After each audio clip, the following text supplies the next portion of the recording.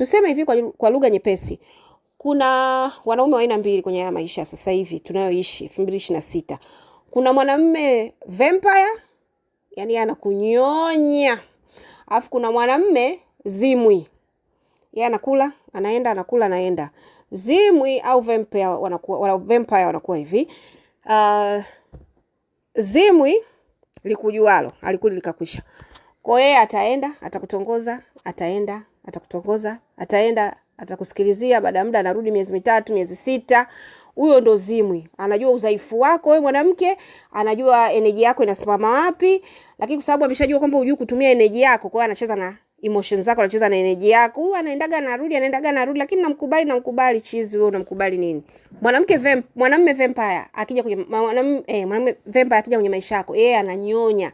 Ana invest kidogo, anakupa furaha, anakupa akijua energy yako inataka nini, inataka ndoa, inataka pesa, inataka biashara, anakeza biashara kidogo tu, alafu anakuja kukumaliza na kuacha huko mtupu mweupe, huna hata shilingi 10. Sio shakutana na hao wanaume wapo na wana exist. Sasa jinsi ya kuwatofautisha na jinsi ya kutumia feminine energy yako ili kuwadhibiti, kuwaondoa kwenye maisha yako ili uweze kuattract mwanamume wa ndoto za maisha yako.